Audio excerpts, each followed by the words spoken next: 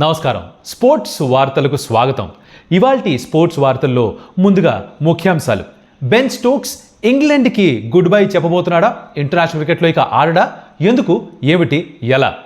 Prasidh Krishna T20 స్క్వాడ్లోకి entry ఇచ్చాడు. ఎవరి స్థానంలో, ఎందుకు, ఏమిటి, ఎలా? హార్దిక్ పాండ్యా ODI స్క్వాడ్లో ఆడుతున్నాడని చెప్పిన 24 గంటల్లో తను ఆడట్లేదని మళ్ళీ చెప్పారు. ఎందుకు, ఏమిటి, ఎలా? రుతురాజ్ గైక్వాడ్ మరొక 100 స్కోర్ చేశాడు ఇండియా ఏకి ఆడుతూ. ఎందుకు, ఏమిటి, ఎలా? అండ్ అలాగే ఉమెన్స్ వరల్డ్ కప్ ప్రిపరేషన్లో 2 వార్మ్ మ్యాచెస్ జరిగిపోయాయి. ఒకటి గెలిచారు, ఒకటి ఓడిపోయారు. ఎందుకు, ఏమిటి, ఎలా?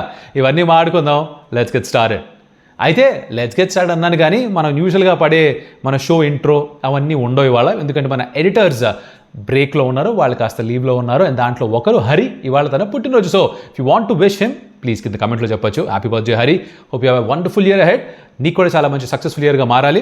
That in turn which means that ఛానల్కి కూడా మంచి సక్సెస్ఫుల్ ఇయర్గా మారుతుంది. And I wish you a very very very good year ahead. Good luck buddy, have a great day. సరే, అయితే ఇక్కడ మనం సాధారణంగా యాడ్ చేసే కొన్ని ఫోటోలు, కొన్ని గ్రాఫిక్స్ అవి లేకుండా మనం మాడుకుందాం ఇవాళ. ఎడిటర్ మా బ్రోక్లీ లీవ్ ఇచ్చేద్దాం ఇవాళ, వదిలేద్దాం. మనం చూసుకుందాం ఇవాళ. ఏమన్నా నచ్చే సరే కమెంట్లో చెప్పండి, నచ్చకపోతే అది కూడా కమెంట్లో చెప్పేసేయండి. కంటిన్యూ చేసుకుందాం. అక్కడక్కడ ఫంబల్స్ వస్తాయమ్మా, పట్టించుకోకూడదు. మనం ఏమి క్లీన్ కూడా చేయట్లేదు, వీడియోని యాస్టీస్గా అప్లోడ్ చేసేస్తున్నాం. సరే, first things first, Ben Stokes విషయం చాలామందికి కొంచెం డౌట్ క్రియేట్ చేస్తూ అసలు ఎందుకు, ఏమిటి, ఎలా అంటే బెన్ స్టోక్స్ ఈ 2వ టెస్ట్ మ్యాచ్ ఆడట్లేదు అగైన్స్ న్యూజిలాండ్. సరే, ఇది బాగానే ఉంది. ఎందుకు ఆడట్లేదు? అసలు ఇంగ్లాండ్కే తనకి ఇంటర్నేషనల్ క్రికెట్ ఆడకుండా ఉండే అవకాశం కూడా ఉంది. ఎందుకు, ఏం జరిగింది, దీని వెనకాల ఉన్న హిస్టరీ ఏమిటి, ఇది కొంచెం మాడుకుందాం.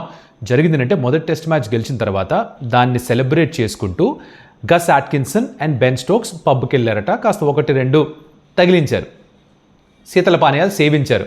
జరిగేది ఏంటంటే ఇవి కొంచెం సేవించినప్పుడు ఆబ్వియస్లీ మీరు ఏం చేస్తుంటారో కంట్రోల్ తప్పుతుంది కదా. అందుకే కదా లిమిట్లో ఉండాలి అని చెప్పేది. ఐడియల్గా తాకపోతే బెస్ట్, తాగుతున్నా కూడా మన లిమిట్ అంటే మనకు తెలిసి ఉండాలి. కొంచెం లిమిట్కి మించి తాగినట్టుగా ఉన్నారు. ఏం చేస్తున్నారో అర్థం కాలేదు. ఒక రగ్బీ ప్లేయర్తో తెలిసిన గొడవ అయిందిట. తను ఏదో ఒక పంచ్ కొట్టబోయేట గస్ అట్కిన్సన్ని, తను తప్పించుకున్నాడు. కానీ ECB సెక్యూరిటీ ఒకతనికి మొహం మీద తగిలి కొంచెం కుట్లు గట్రా పడ్డాయట. ఇది బయటకు వచ్చేసరికి ఇంగ్లాండ్ క్రికెట్ బోర్డు కొంచెం నొచ్చుకున్నారు. ఇది మొదటిసారి కాదు ఇలా ఒక నైట్ క్లబ్లో గొడవ జరగడం ఇంగ్లాండ్ ప్లేయర్స్కి. మీకు గుర్తుంటే కనుక, వారు గుర్తుండకపోయింటే కాస్త ఇంటర్నెట్లో సర్చ్ చేయండి, మీకు దొరికిపోతాయి. యాషెస్ అప్పుడు కూడా ఈ గొడవ జరిగింది. బెన్ డకెట్ ఒకసారి దొరికాడు, బెన్ స్టోక్సే దొరికాడు ఒకసారి. In fact he was involved in a very big nightclub incident. అప్పుడు తనని సస్పెండ్ కూడా చేస్తున్నారు. అలాగే Harry Brook just before leading England అని ODI అనుకుంటా, తను కూడా ముందు రోజు నైట్ క్లబ్లో కొంచెం కాస్త ఎక్కువ శీతల పానీయాలు సేవించి తను కూడా గొడవలో పాల్గొనడంతో తనని తప్పించారు. బేసికలీ ఒక డిసిప్లినరీ ఇష్యూ ఇది. ఇంగ్లాండ్ క్రికెట్ టీం, ECB అంటే ఇంగ్లాండ్ క్రికెట్ బోర్డ్ కళ్ళలో ఏంటంటే ఈ టీం ఇంగ్లాండ్ రిప్రజెంట్ చేస్తుంది. చాలామంది చిన్నపిల్లలు కూడా చూస్తుంటారు. వీళ్ళు ఒక మంచి ప్రవర్తన సత్ప్రవర్తన చూపించాలి, వీళ్ళు ఒక ఇన్స్పిరేషన్గా ఉండాలి యంగ్స్టర్స్ అందరికీ అని కోరుకుంటారు. అది జరగట్లేదు ఇక్కడ అని వాళ్ళ ఆలోచన.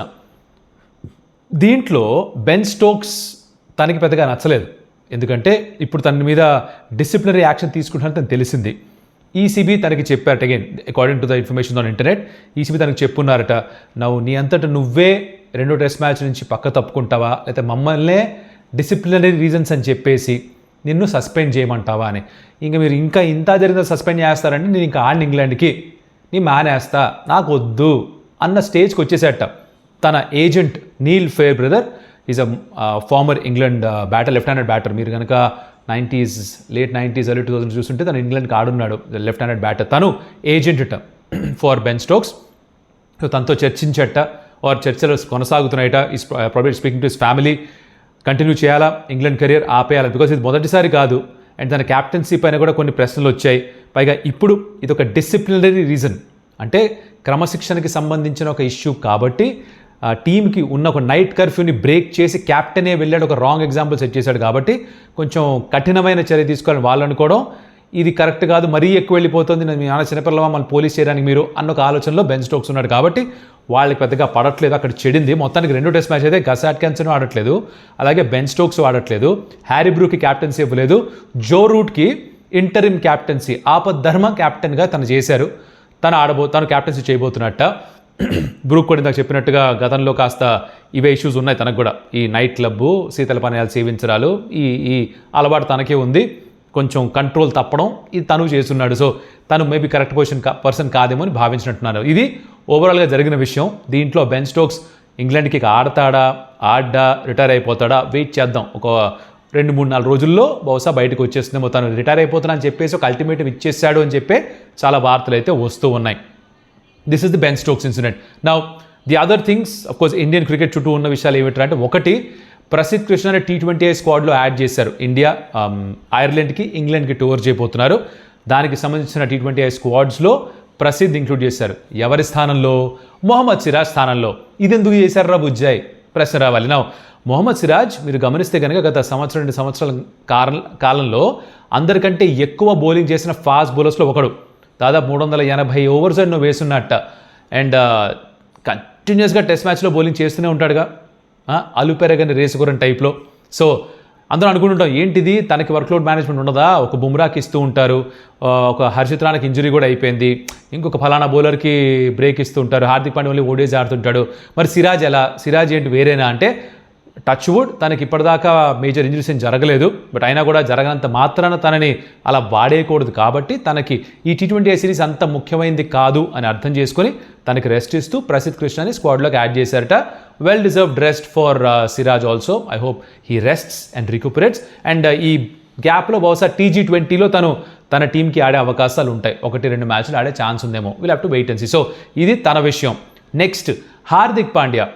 ఒక 24 hours క్రితం హార్దిక్ పాండ్యా ఫిట్గా ఉన్నాడు. BCCI సెంటర్ ఆఫ్ ఎక్సలెన్స్ నుంచి గ్రీన్ సిగ్నల్ వచ్చేసింది. ఇన్ఫ్యాక్ట్ మ్యాచ్ సిమ్యులేషన్స్లో 10 overs దాకా వేశాడు. Is fit to play in ODI అని ఒక సర్టిఫికేట్ ఇచ్చారు. తను ఫిట్ ఫర్ ప్లేయింగ్ అని చెప్పేశారు. ఆఫ్ఘనిస్తాన్ ODI సిరీస్ ఆడుతానని చెప్పారు. కట్ చేస్తే 24 hours తర్వాత ఒక క్వాడ్రిసెప్ నిగిల్ ఏదో చిన్న టెండన్ స్ట్రెయిన్ అయిందిట. అది పికప్ చేసుకున్నాడు ఆ ఇంజరీ. కాబట్టి తనకి ఎక్కువ లోడ్ పడకూడదని మళ్ళీ BCCI సెంటర్ ఆఫ్ ఎక్సలెన్స్లో ఉన్న ఫిజియోసు డాక్టర్స్ చెప్పడంతో తనకి రెస్ట్ ఇవ్వాలని చెప్పారట. అందుకనే ఆఫ్ఘనిస్తాన్ ODI సిరీస్ తను ఆడట్లేదు. 24 hours మారిపోయింది. ఇంజరీ ఎప్పుడైనా జరగచ్చు. మీరు ఫిట్గా ఉండొచ్చు, సడన్గా బాత్రూంలో కూడా కాలు జారి నడుము పట్టచ్చు. ఐమ్ జస్ట్ సేయింగ్ దట్ ఏమైనా చేస్తూ కూడా ఇంజరీ అయ్యే ప్రమాదం ఉంటుంది. హార్దిక్ పాండ్యాకి ఇక్కడ అలాంటిది ఏదో జరిగించినది. బట్ దాన్ని అగ్రివేట్ చేయడం ఇష్టం లేక తనకు ఒక బ్రేక్ ఇస్తున్నారట. This is the other news. Next India A టీంతో పాటుగా రుతురాజ్ గైక్వాడ్ వెళ్ళడం శ్రీలంకకి. అక్కడ మొదటి మ్యాచ్ ఆడడం. It's a very close game. I don't know if you saw the highlights at least. మొత్తం మ్యాచ్ నేను చూడలేదు. బట్ రుతురాజ్ గైక్వాడ్ తన లిస్ట్ ఏ కెరియర్లో 21st 100 స్కోర్ చేశాడు. నౌ లిస్ట్ ఏ అంటే వన్డే ఇంటర్నేషనల్స్ అండ్ అలాగే మన విజయ్ హజారే ట్రోఫీ అవ్వచ్చు, ఆర్ ఇండియా ఏ తరపున ఆడుతున్న వన్డే మ్యాచ్లు అవ్వచ్చు. ఇవన్నీ కూడా లిస్ట్ ఏ కిందకు వస్తాయి, రైట్? అది ఆడుతూ దానిలో 21st సెంచరీ స్కోర్ చేశాడు. It's very good knock. Course తను ఒక రన్అవుట్లో ఇన్వాల్వ్ అయినటువంటి ప్రప్సిమరన్ సింగ్తో పాటు, ప్రప్సిమరన్ వాజ్ అన్ఫార్చునేట్గా run out. I'm sure you must have seen it in the internet, Instagram రీల్స్లో చూసి ఉంటారు ఎలా అవుతాడో. తన బ్యాట్ డ్రాగ్ చేయలేకపోయాడు, కీపర్ కాలు అడ్డొచ్చింది, దాంతో తను బయట ఉండిపోయాడు. రుతురాజ్ గైక్వాడ్ సేఫ్ అయిపోయాడు, మొత్తానికి 100 కొట్టాడు, చాలా మంచి నాక్ ఆడేశాడు. అండ్ ఒక క్లోజ్ కాంటెస్ట్ గెలిచారు India. In fact I think second last ఓవర్లో అర్షద్ ఖాన్ వేసిన ఓవర్లో 3 వికెట్లు పడడంతో లాస్ట్ 10 balls 4 వికెట్స్ తీసుకొని ఆ మ్యాచ్ గెలిచారు ఇండియా. బట్ రుతురాజ్ గైక్వాడ్ 100 కొట్టిన తర్వాత అందరూ కూడా ఇండియన్ స్క్వాడ్లో ఎందుకు వేయట్లేదు ఇంకా ఇప్పటికి కూడా, ఇంకా ఏం ప్రూవ్ చేసుకోవాలి అని అడిగేవాళ్ళు చాలామంది ఉన్నారు. నాకు కూడా అనిపించింది విరాట్ కోహ్లీ అందుబాటులో లేనప్పుడు రుతురాజ్ గైక్వాడ్కే ఛాన్స్ ఇస్తారు అనుకున్నాను. కానీ జైస్వాల్కి ఛాన్స్ ఇచ్చారు. జైస్వాల్కి ఇవ్వకూడదని కాదు, కానీ మిడిల్ ఆర్డర్లో రుతురాజ్ గైక్వాడ్ ఆడితేనే కరెక్ట్. బికాజ్ ఎప్పుడు కూడా ఆ పొజిషన్కి తగ్గట్టుగా ఏ ప్లేయర్కి అవకాశం ఇవ్వాలని మాట్లాడుతూ ఉంటాం. సో అక్కడ కన్సిస్టెన్సీ ఎక్కడో కాస్త మిస్నట్టుగా అనిపించింది. But I'm happy for Jaiswal, but I feel sad for Ruturaj Gaikwad as well. ఒక్క నిమిషం ఆగండి, ఎడిట్ చేయలేమో బ్రో, సారీ ఏమనుకోకండి, దగ్గు ఉంది కొంచెం, అందుకనే గత 2-3 రోజులుగా వీడియోస్ కూడా పెట్టలేదు మనం. నెక్స్ట్ చాలామంది ఈ రుతురాజ్ గైక్వాడ్ లాగానే రజత్ పడిదార్ ఎందుకు లేడు, భువనేశ్వర్ కుమార్ ఎందుకు లేడు, T20 స్క్వాడ్లో ఉండాలి కదా అని మాట్లాడే వాళ్ళు చాలామంది ఉన్నారు. Let's talk little bit about that. నా భువి ఇంత బాగా పర్ఫామ్ చేసిన తర్వాత కూడా తను సెలెక్ట్ చేయలేదు అంటే సెలెక్టర్స్ ఇక తనని సెలెక్ట్ చేద్దాం అనుకోవట్లేదు అన్న సందేశం ఇచ్చినట్టే. Because he's proven his fitness, తన కన్సిస్టెన్సీ చూపించాడు, తన స్కిల్ చూపించాడు, తన వికెట్ టేకింగ్ ఎబిలిటీ చూపించాడు, తన ఎకానమీ అద్భుతంగా ఉంది. ఇవన్నీ ఉన్నప్పటికీ కూడా తనని సెలెక్ట్ చేయకపోతే తను ఇంకేం చేయలేడు.